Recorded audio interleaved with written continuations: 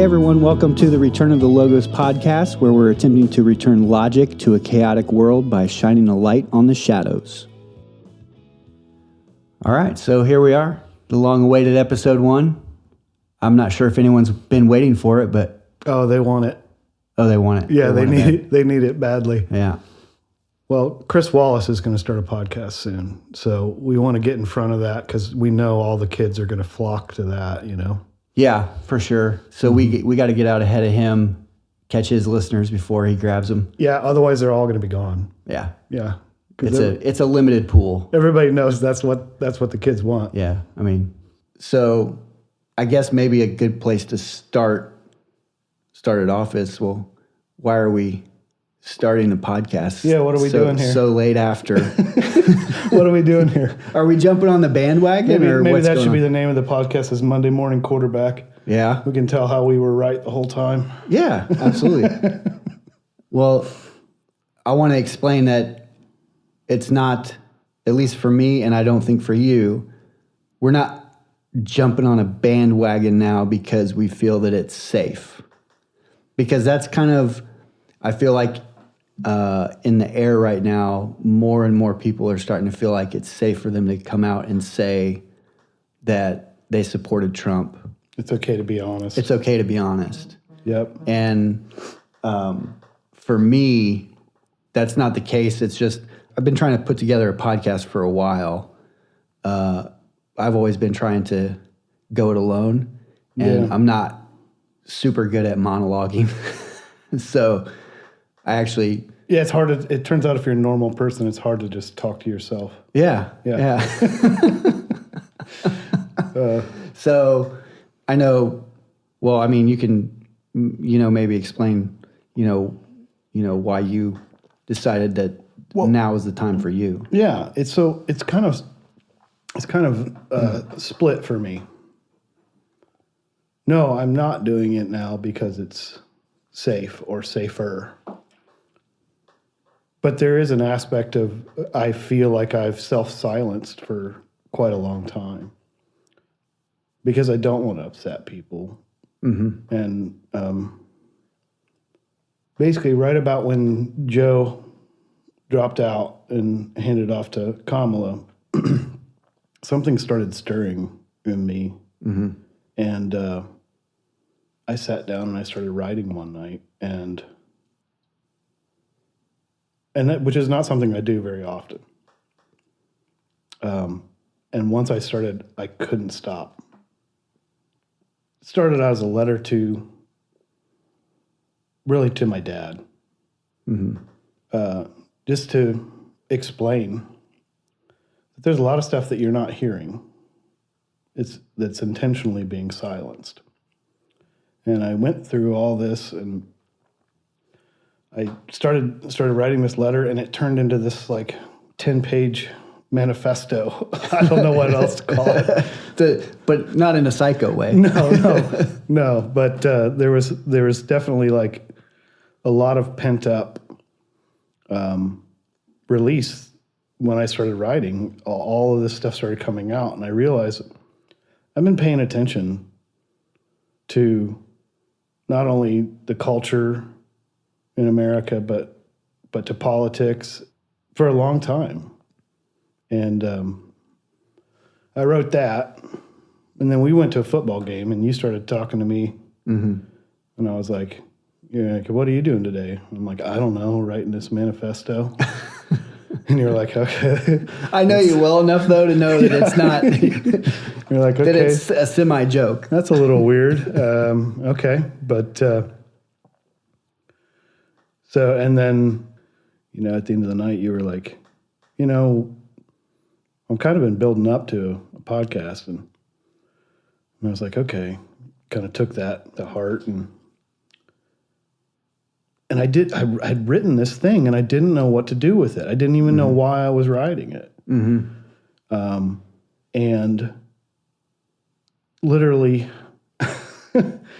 the next morning, I was drinking coffee, and I flipped on my phone. I got a notification, and Jordan Peterson was doing an interview with this guy, and I don't have his name offhand, but I will. I need to make sure that I know that going forward. But it was just interesting because in this interview, everything that this guy was talking about was everything that I had just written down. Mm-hmm. I was like, okay, I guess that's a sign. So, yeah, sometimes you just get the sign. Yeah, so I got a sign from you that was like, well, looks like you got some stuff to say. And that's the thing for me. It was like I felt like I got a sign from you because we had never really talked politics. No. I mean, maybe some jokes here and there. Right. But we never really talked politics. But for some reason, you had brought up this manifesto. Yeah. And I got to think of a better name for it. Yeah. And I read it. And yeah, it was, I always kind of figured we were probably on close to the same page. Yeah. But I didn't know for sure. And then, yeah, so I think the call went both ways. And I felt for several years that I was being called to something. Yeah. And looking back at a lot of my adult life, I think that some of the reasons why that I had struggled with some of the things that I had struggled with was because I wasn't fulfilling a purpose. Because I believe that that there's a purpose for every person, and I think I realized that maybe the reason why I was going through some of the emotional states that I was going through was because I'd been ignoring my purpose. And for me, I'm not an overly verbose person. I'm not, well, with family and friends, I can be outspoken. But I don't just go out in the streets and, waving signs and protesting. You're more introverted than extroverted. I'm very introverted. Yeah. So it never occurred to me that the thing that I was being probably called to do was something expressing publicly those things that I've been thinking. Yeah. So it's pretty interesting that. Well, and you use those exact words. When we got back from that football game and, we had a good talk and I let you read my manifesto, which was, I didn't know how that was going to go. Yeah. But okay, man, see you later. Yeah. I didn't know, so that was a little bit of a risk, and then we got back from the game and you use those exact words. I feel like something's been pulling on me and something's been calling me to do something. Mm-hmm. And at the same time, I'm like, I don't know why I'm writing this. I'm looking for signs. So there's that sign. Then I wake up the next morning. Jordan Peterson has an interview, and they're talking about all the things that I'm concerned about. Mm-hmm. And some of the stuff they were saying was uncanny. It was almost verbatim, the stuff that I was writing. Right out of your head. Yeah, it was so I'm like, okay, that means something. And then, and I went and I presented it. Sounds weird to say it that way, but it's literally, we've been pushed down and silenced for so long. Mm-hmm. By the threat of cancel culture and censoring and people's livelihood has been threatened. Yeah. It's no joke. And so self-censoring it's one of those things that unless you're experiencing it, if you're on the other side of it, you don't care. Right. Right. Yeah. So part of what I wanted to do was just express to people that I love and people that I care about in a way that was succinct And that's why I started writing, right? Because sometimes you just flow consciousness and you're just all pissed off about a bunch of stuff, and it's not formatted in a way It's incoherent. That someone that hasn't been paying attention to the same stuff that you've been paying attention to for 20 years. So if you just unload all of that on them, and it's not targeted, and it doesn't make sense. It's not succinct. They're not going to get it, you know. Yep. And so I presented the manifesto to my parents. I felt like I was called to do so. Through our conversations and then just other signs, you know. Yeah.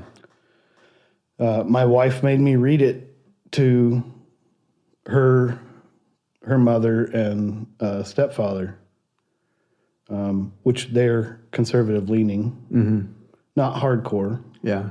But they're conservative leaning. And she was pumped up about it. Like when I read it to her, she's like, hell yeah. Yeah.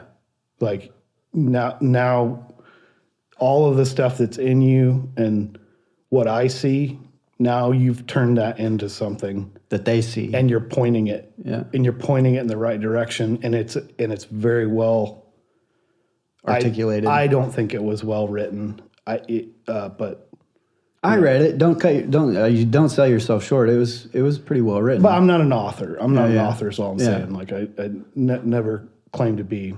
So, and their reaction was, yeah. So when are you publishing it? And you know, that's good feedback. So I go through all that, and I'm like, okay, all right.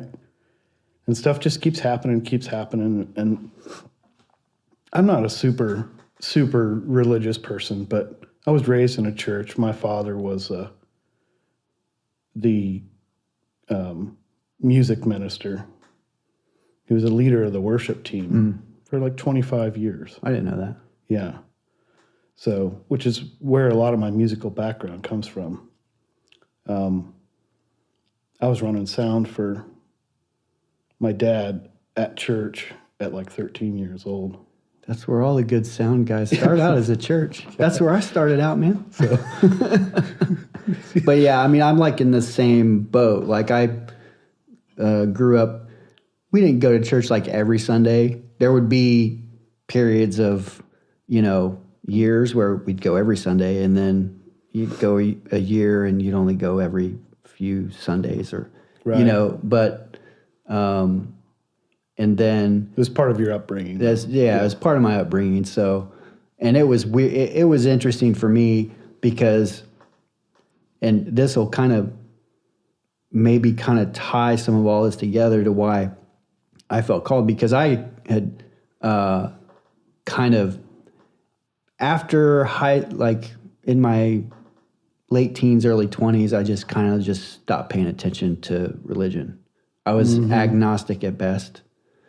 Yeah, same. Then for a few years, and then I went like hardcore atheist. Full pushback. Full pushback. Yeah, mocking Christians and all that. And then about Magic Sky Daddy and because, and that's a thing that I've realized too, is because all of that is just first order thinking. Yeah. And if you think about any of this stuff a little bit deeper, there's meaning there. Yeah. But then, interestingly enough, I'd seen a documentary series about, the scientific community, what their best guess of the origin of the universe and Earth, right? And they're formulating all this stuff, And the thing that stuck out to me was they literally said, like, the odds of this happening are 1 in 10 billion to the whatever power, by 10 to the 317th power. Mm-hmm. And I was like, holy shit. I was like, if the odds are that great and it happened, the odds can't be any worse for God. Yeah. Well, and if you're not a religious person, call it intelligent design. Right. How much more plausible is that than that, like, something like life came out of nothing on the backs of crystals from outer space and aliens? Right. Like, they don't know. They don't have the answers. And there's so many holes. And the funny thing is, if you think about it beyond a first order thinking, what is the Big Bang? Right. It's everything coming out of nothing, which is a carbon copy of God spoke. Yeah. But let there be light. Yeah. Yeah. But in any case, so that brought me back to agnostic. And then to bring this full circle, now I believe, and what brought me back to the belief was when all this stuff started happening with adults trying to trans the kids, the drag queen story hour, all of that BS. I looked at that. I looked at my wife and I said, I am 100% positive there's evil in the world, right? That's evil. They're screwing with kids. This is pure evil. And I have to say, if I believe that there is evil, then I also have to believe that there is good. And so for me, that just cemented the fact that there is, and this is my general view of things right now, is it's more of a spiritual war happening right now in the world. Yes. Not just in the United States, but in the world, because this is a worldwide phenomena that's going on right now. And that's what cemented it for me and brought me back to my belief in God. Yeah. I don't disagree. I think I probably focus more on American culture and where we're at. Mm-hmm. But there's no doubt that there's a lot of perceived enlightened European nonsense that people in academia want to adopt, and it's like, no, we fought that war. Yeah. That's why we left you guys a couple hundred years ago. Yeah. You guys are insane. Yeah. We fought that war, But I get what you're saying. Like, for me it was similar, I went out and I think that's natural as you grow up. If you grow up in the church, it's natural for you to push back and say, well, I'm not going to live off of someone else's words. Yeah. Like, I can't just think something's real because someone else told me it's real. It has to be real to you. Yeah. And then I had life experiences that drove me back, drove me back. And the most devout atheist, there are things in life that are bigger than you. Yeah. You are not your own God. Mm-mm. And when you hit the bottom, if God's not real, you have nowhere to turn. No. And I don't know if I've ever hit the bottom, but I think there are a couple points in my life, living out of my car for 2 years. I didn't know that. Yeah, after I got out of school, I lived in my car for 2 years down in Nashville, Tennessee, trying to break in. Mm-hmm.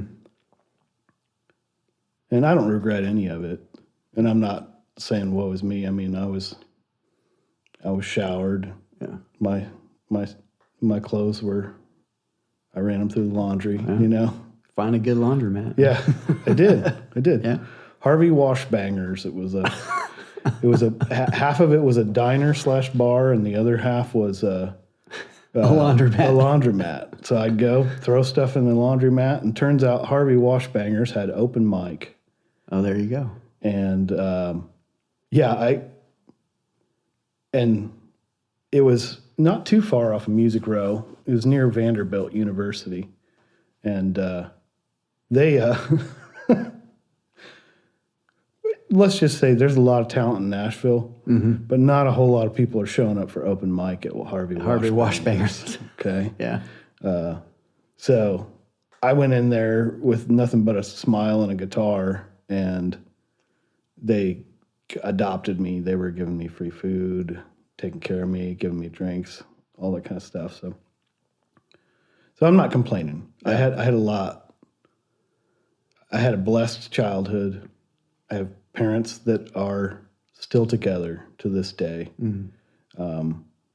So I never truly hit the bottom, and there's a lot of people that have had it a lot harder than me. But I've seen some pretty dark places, and I'm glad that I had somewhere to turn. Yeah. When I was truly alone. Yeah. In those dark places. So I kind of rotated. Ended up rotating back to that, and now I'm, 46 years old, and I've got a little daughter and all of that stuff, and it takes me back to my parents, and because they were hippies turned Jesus freaks. Oh yeah, yeah, the Jesus Revolution in the 70s. Oh yeah, hippies turned Jesus freaks, and we were in a non-denominational church, and it was a stone throw away from a cult. It was crazy. But there were a lot of good people, and I learned a lot of good things from it. But I rejected all of that, and I've come full circle. And so here I am, to bring it back to our previous conversation. So here I am at 45 years old, 46 years old. I've written this manifesto that started out to be a letter to my dad, right? And I'm realizing that the people that taught me have completely lost sight. Your parents are fairly liberal.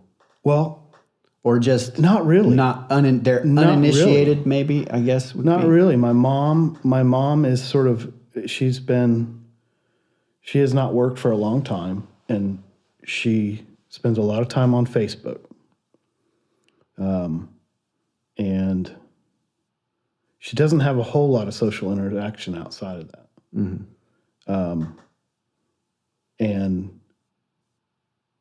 And she's my dad's best friend, But I just really, these are the people that were going to, back in the late 70s, early 80s, going to abortion clinics and handing out literature to young women to let them know that there were other options. They weren't. Their fire just kind of died out. They weren't trying to stop women's health care or whatever the stupid tagline is. Right. Yeah. They were just trying to let people know, hey, this is pretty brutal stuff. Yeah. And, you should just know that it's big business for one side. And there's a lot of people that have been devastated in the wake of that. And I'm thinking, and these are, I know that they've been voting liberal, and I don't judge them, and I'm not even mad at them, but it's so far from who they are. And honestly, that's something that happened to a lot of people. Yeah, I think because so. I think if you ever saw that little chart that Elon Musk put out, it's like, I'm here. The left goes way over here. I'm still here, but somehow I'm now right of center. Yeah. Well, that happened to a lot of people, and I don't think they knew it. Well, that, and I think that a lot of, I think in the 90s and 2000s, with the neocons kind of taking over the Republican Party, I think that drove, because honestly, I believe that like a person who's a true conservative isn't a war hawk. No. They're not big government, Patriot Act spying on citizens. No. And so I think the neocon era also did something to abandon like people who were truly conservative, and the interesting thing about it is that now you can see that neocons were never conservatives. They were never Republicans. Why? Because now what you can see is that the Democrat Party are now the warmongers. They're now the big government, the big censorship, right? So it's all just, and this is where I go with it. Yeah. To how I see it. The way that I see it is that that it's the machine versus everyone else. It's the establishment versus, I guess, what you would call the populist movement now, because that's really what's going on now is a populist movement. There is a huge machine. Oh yeah. It doesn't care what party you're in. It just wants you in the machine. And the labels, Republican, Democrat, it's all BS. Yeah, they're a bunch of uniparty swamp donkeys. Yeah, I like that, swamp donkeys. Yeah. Yeah, they're a bunch of uniparty swamp donkeys. And I think, and I just think it's had a dramatic effect on people. Yeah. And people are still, and yeah, I'm not like dedicated to one party or the other. No. Because I think they're, like I said, they're both guilty. Mm-hmm. They're both uniparty swamp donkeys. And when I presented my manifesto to my dad, one of the things that he said was, well, we just felt like the Republicans kept promising us that they were going to do something about abortion for years, and they just never did anything. And so we were just like, okay, that's false promises. And false promises come from both sides, right? Sure, yeah. But so I kind of understood that along with all of the social pressure, Mm-hmm. But that's interesting, though, because I don't see how you can go from where they were handing out literature to people saying, hey, this isn't your only option. Okay, you start there, and then you say, well, the Republicans promised but never delivered, so, but you still abandon that and go with something that's basically that's more extreme. That for me, that's weird. That doesn't fall. I can see that what you're saying, and I can understand what they're saying. It's just part of Orange Man Bad. Yeah, it's part about it's just Trump derangement syndrome. Yeah, and so I realized that like I do have something to say to these people, and it's not born out of hate. Mm-hmm. It's born out of. It's not pity.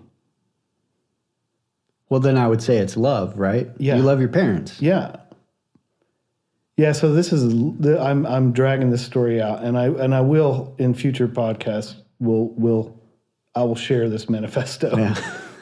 I will, or at least parts of it. Yeah.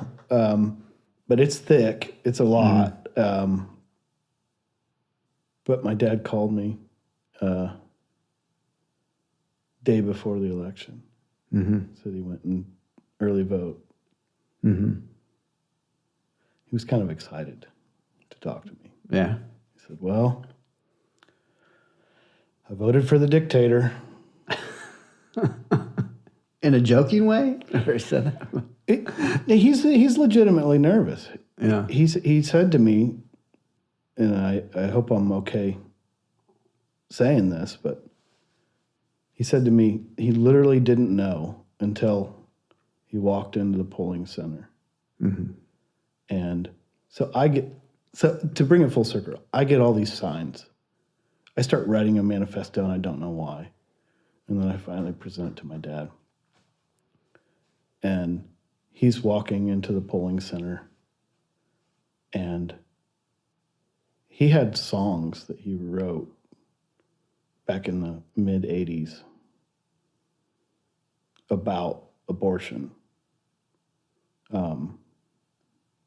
anti-abortion songs, Mm-hmm. that he played for the church, and he had a band, church band, They toured Russia. Yeah, went on missions and toured Russia before the Iron Curtain fell. Wow. Yeah, I mean, they did some cool stuff. You know, you got to be dedicated to do that kind of stuff. Yeah. He said he was standing in line, and all the lyrics from those abortion songs that he had written in the early 80s started coming into his mind about what's actually happening to those unborn babies. And he said he didn't start crying, but he said he started getting choked up. And he just said, okay, God, okay. So he was truly undecided. Truly undecided. Yeah. Truly undecided. And granted, we live in Indiana, and it wouldn't have mattered anyway. Yeah. I disagree, but yeah, electorally, yeah, I get what you're saying. For me, it's hearts and minds. Yeah. Right? Because we've been through 8-10 years of this dehumanization of half of America. Yeah. You know? And it's like, you know, Democrats want to know. They want to know how could this happen? How could this happen? Because you turn into a bunch of elitist pricks. You know, how could you do this? Yeah. And like, turns out, when you run as Uncle Joe the moderate, the unifier, promising a return to normalcy from your basement, but then instead of returning to normalcy, you let the woke staff push a bunch of weird fringe divisive identity politics into every aspect of the government, from your VP pick to the military to HHS to education to FEMA that we're finding out about. Yeah. And mind you, all this is done in lockstep with blatantly coordinated propaganda from the legacy media, as well as government coordination of targeted censorship on social media of accounts of American citizens that disagree. Well, it turns out that even with all of those levers of power at your disposal, you still can't gaslight the American people into thinking that practicing doctors suggesting low-risk, often effective therapeutic treatment options are evil purveyors of disinformation. You can't gaslight the American people into thinking that the government is the only one that can decide whose jobs and livelihoods and religious congregations are essential. That 15 days to flatten the curve can last 2 fucking years. You know, the boys should be in our daughters' locker rooms and in their sports. That all children born with white skin are inherently racist. That cisgender white men and masculinity in general is not only toxic, but it's the source of nearly every injustice in the world. You know? They couldn't gaslight us that our groceries, our gas, our utilities, our housing costs had gone through the roof. That inflation was transitory. That the only way to fight climate change is to make energy so expensive that poor people can't afford it. You know? Yeah. That the Inflation Reduction Act would do anything to actually reduce inflation whatsoever. You know? Yeah. And I think one of the breaking points for me was during COVID. For a lot of people, it's a wake up. Not woke. Not woke. People are waking up. Yeah. And the interesting thing is that, you know, most people already kind of believe that there's some bias in the media, right? Most people, even when there was back in the big three in the 50s and 60s, most people still, he's probably got a little bit of bias, but they're at least telling me the truth, right? Tinged with a little opinion. Yeah. They're pushing one direction or another. Yeah. But then like when COVID hit and the blatant, that's when you saw it, at least for me. You saw like not just bias, but you saw Outright the lies. outright lying, Yep. you know. Yep. And not just the media, because then once you go down the rabbit hole of, well, what the hell else has the media been lying to me about? You get down into the rabbit hole of, well, what the hell else? Who else is lying to me about it? Yeah. And it turns out it's the government is also lying about it. That's why I'm not a big fan of, sorry to interrupt. I'm not a big fan of Joe Rogan's comedy, but when I saw a little snip of his comedy where he said, if you would have asked me before COVID, I would have told you that vaccines were the greatest thing that had ever been created. You talk to me now after COVID, I don't think we landed on the moon. Yeah. You know? Yeah. That's a great line. I like it. You know? It was a wake-up call. Yeah. Even for people, because Rogan he's left-leaning. He's not, he's as much crap as he's gotten about ivermectin and all that stuff. Yeah. It's like, and you know, and for me, you know, I guess I feel indignation, but I feel like it's a righteous indignation. I don't feel like I'm unjustified in being as pissed off as I am at the machine. I think the entire country was pissed off. Yeah. And I think that's, you know, and honestly, I'm thankful that Trump not only won the Electoral College, but won the popular vote, and that Republicans took Senate, House, and presidency, because that should, in air quotes, send a message to Democrats saying, look, we've had enough of your horse shit. We're done with crazy. We're done. Yeah, we're all stocked up. So either moderate or get the hell out of the way. Go woke, go broke. Yeah. Yeah. But yeah, so that's the thing that infuriates me the most, though, is just that, just the blatant lies. It's like, what kind of hubris do these people have? You know, how big of idiots do they take the American people for? Well, it turns out they take us for huge idiots, you know, and I'm not cool with that. Well, they had so first of all, it's weird what happened with them installing Kamala and kicking Joe out. Yeah. So they told us for 3 years that Joe was tip-top, shape, Yeah. sharp as a tack. Uh-huh. Everybody knew he wasn't. But the media and the government, everybody towed the line. Everybody said, yeah, he's good to go. And then he went and shit the bed on that debate, which was predictable. Yes. Anybody that's paying attention. And you almost kind of think they did it on purpose. Like, because of the timing. That was a very early debate. Well, comparatively so, right? So, yeah. So, two theories I have.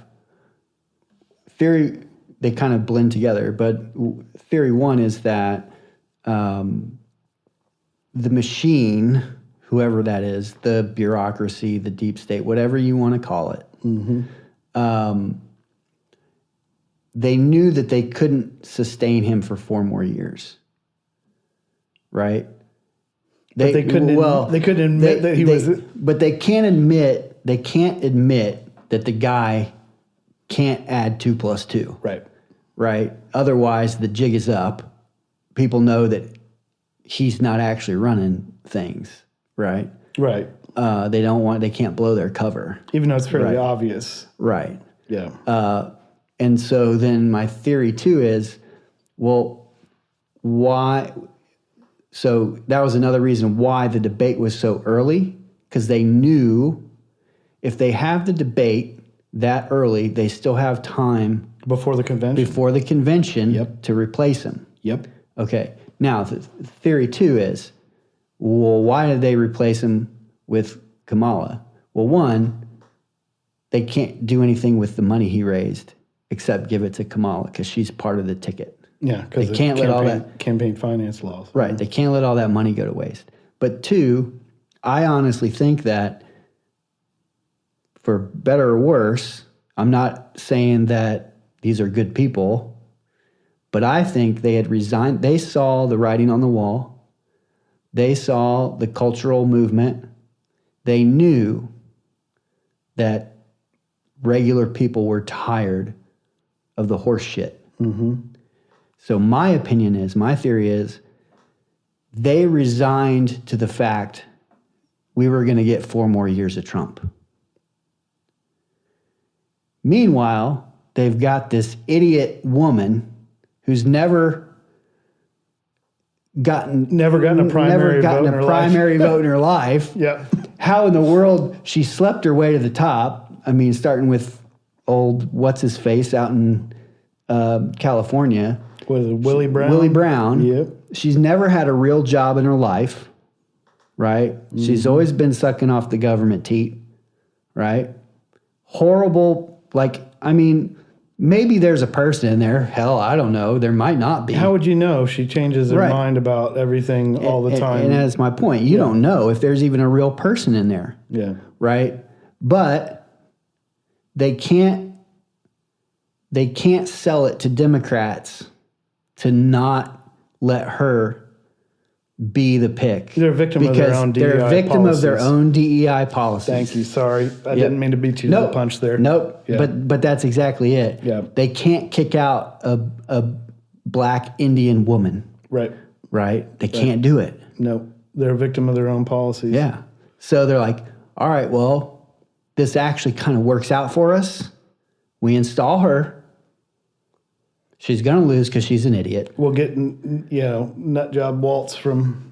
Yeah, and that's another reason... Tim from... Yeah, that's another reason. Why the hell would you pick Tim Walz? Yeah, that's why... Right? I think who's the guy from Pennsylvania that... Shapiro. Yeah, so I think Obama actually really likes him. And I don't have insider information, so I'm... Oh, come on. I know you got buddies in the White House. I'm talking out my ass, but I think Obama likes him, and he knew that this was a losing ticket. Yeah. And he didn't want to burn him because you heard that Shapiro turned it down. The roster for the Democrat Party is short. Awful. Yeah. Awful. Well, like I said, you heard it came out now that Shapiro actually turned it down. They offered. I didn't know that. Really? I heard this.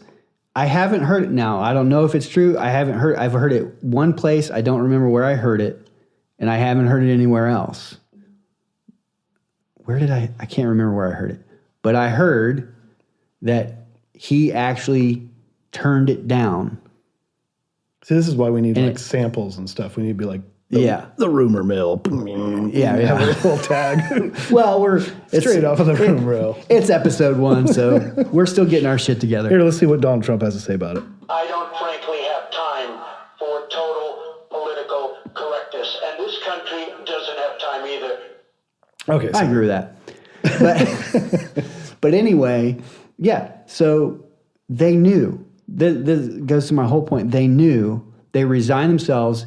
They think they were in a good enough position that they could withstand 4 more years of Trump. And they're like, all right, let's just gather all the chickens back to the roost for 4 more years. You don't think that they really thought that abortion was going to win it for them? No, I don't. I think that they knew the deep state, the people who are really running stuff. I think that they knew the signs were all over the wall that the American people have had enough. So why is the media? So I'm sorry to interrupt. So why is the media then freaking out, and why is everybody like, how could this happen? How could this happen? Like, why don't they understand that? Because when you attack parents expressing concerns about curriculum and policy, sure, at school board meetings, and you attack them and because they still have to keep, there's a certain set of people, lefties, that are always going to have whatever you want to call it, Trump derangement syndrome, or not even that, but just an absolute disdain for anyone who's a conservative. There's always going to be those people, and you have to keep reminding them, right? You have to keep reminding them that this is your enemy. You can't let them get complacent, because we need you in 4 more years, because after Trump is done, So it's we just- have to get back to Democrats So or it's whoever is in favor of the machine. an illusion of choice so they can keep the grift. Yes. Yeah. Okay. Yes. That makes sense. That's my theory anyway. So I mean, I don't know. Well, I mean, they've been that actually tracks because they've been pretty clear about their game plan. They've been gaslighting all this, very fine people, all this orange man bad stuff that they've been doing, and they're pushing this stuff. And I feel bad.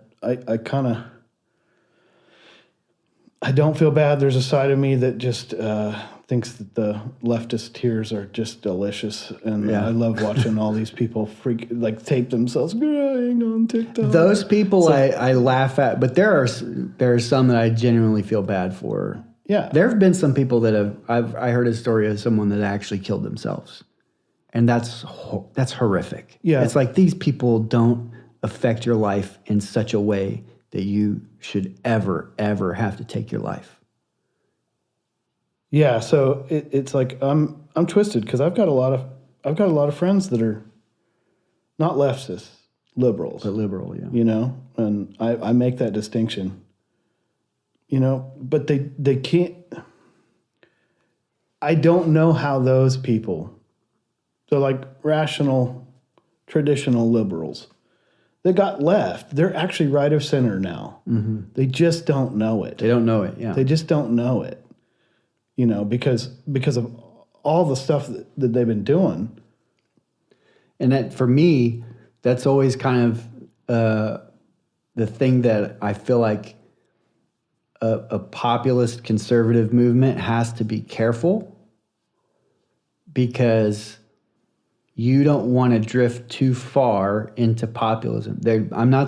I believe in a general amount of populism, but you can't let that overtake you, because that is, in my opinion, you're at the doorway to socialism if you're not careful. Maybe not in all of the cultural ways, as far as, socialism leads to Marxism, leads to communism, and all of the cultural and social baggage that comes with that. Right. But, I still think that there has to be reform to Medicare and Medicaid and to Social Security. I still think there has to be reform to some of these social programs. But if you get somebody who's an uber populist, they're like, no, those things we have to do whatever we can to save those things, right? You're on you're on the line, as Jordan Peterson might say, you're on the line between chaos and order, right? Yeah, absolutely. So for me, that's that's the only thing that concerns me about a conservative populist movement is that you don't get sucked into the creep of communism. Well, yeah. And that's part of like my frustration of really the past 10 years is that like everybody's like, oh, your boy Donald Trump. I forget who I was listening to. He's not some sort of icon of morality and he's not some god to be praised and looked up to. But no politician is. Right. He's a frickin' plumber. He's a person for his time. And all I want to know is the plumber I'm hiring going to fix the frickin' pipes? Right. I don't want to marry him. I don't care if he's beating his wife. I don't want him to be I their care, boyfriend. but I mean, don't get me wrong. I do think about that stuff. Yeah. It does matter to me. But I get where you're going. Like I hired you for a job. All your personal foibles aside, right? Yeah. Just do your job. It's like, are you effective at your job? Nobody had a problem with Bill Clinton and infidelity. Right, exactly. Nobody had a problem with that, you know. Or JFK. I shouldn't say nobody, but the people that are all bent out of shape about what a bad person or the orange man is. Yeah. You know, it's like, you guys, it like if I could, I don't know how to explain it to the people with Trump derangement syndrome. I mean, I think the border was a big thing, you know. Wide open border policy with blatant misuse of asylum laws, you know, to incentivize record numbers of illegal immigrants flooding into the country while simultaneously enriching brutal cartels that are trafficking women, children, and deadly Chinese fentanyl, and then trying to convince the American people that that's compassionate. Yeah, it's ridiculous. What you guys are selling is insane. It's insane, you know? Yeah. And, you know, sadly, the stuff that we've talked about is just a scratch on the surface of what's taken place over the past 8 years. I think culminating in the government imposed mandates across the country 4 years ago. You know? So, and I think in trying to understand this hat trick that just took place. We are transferring power from Washington, D.C., and giving it back to you, the people. Hey, that actually worked out pretty well. Because that is for anybody who is listening, there's probably no one, but for anyone who is listening, this is a random Trump quote generator. Yeah. that happened to fall just perfect. So just like the real Trump, you never know what he's going to say. Yes, exactly. Yeah. It's not, he goes off prompter a lot. So, I think when trying to understand this hat trick that just happened, I think we can break all these things down. But if I could, I'd like to address one point right out of the gate. And that is, it's a personal one. It's personal for me. So going back to 2015, almost 10 years ago now, the relentless dehumanizing, silencing, and canceling of anyone who dissents against the left's bizarre Marxist atheist religion. This is pitted brother against brother, sister against sister, friend against friend. You know? And I just want to say to all my friends and family that have different opinions than me, than I do. I may think that you're misinformed or misguided, but I have never, nor will I ever, attack your personal character because of a difference in politics. And unfortunately, I cannot say the same of many liberals' treatment of people that they disagree with. You know, fascist is the word that's thrown around quite a bit now. Not only by Democrat politicians, but liberal media and their viewership. So I'd like to provide a retort to the accusations that conservatives are fascists or Nazis. And my retort is this. By simply reading Britannica's basic definition of the word fascism. Fascism, a way of organizing a society in which government, ruled by a dictator, controls the lives of people and in which people are not allowed to disagree with that government. Okay, that's the definition of fascism. That sounds like the modern Democrat Party. So I could be categorized as a libertarian-leaning conservative and a Trump supporter. I'm also adamantly opposed to authoritarian government mandates to control the lives and to manipulate the choice of its citizens. I'm of the firm belief that it's unconstitutional for the United States government to have any involvement in censorship, silencing, or canceling of citizens that disagree with the political party in power. So I ask you, liberals, which party has imposed authoritarian mandates on its own people? Which party has actively worked to censor American citizens and has activated government agencies to attack its political opponents and their supporters? Who's the fascist in this season of American politics? That seems like a great place to wrap it up. It's Democrats, by the way. Spoiler alert. I love the First Amendment. Nobody loves it better than me. Nobody. Who uses it more than I do? Thanks, Donnie. So for anyone who is listening, thanks. We appreciate it. And we're going to do this as frequently as possible. We're both grown men and have big boy jobs and everything else that goes along with that. So, but we will attempt to do this as frequently as possible. And we hope everybody will subscribe to the podcast and share it with your friends. We know that that's actually the biggest way that podcasts grow is organically through sharing.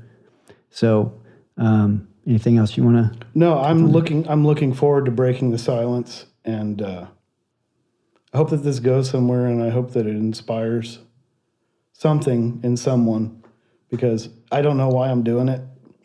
This has been building for 20 years now. So yep, same for me. It'll go somewhere. Yeah. I'm sure it will. And I'm not afraid anymore. I ain't scared.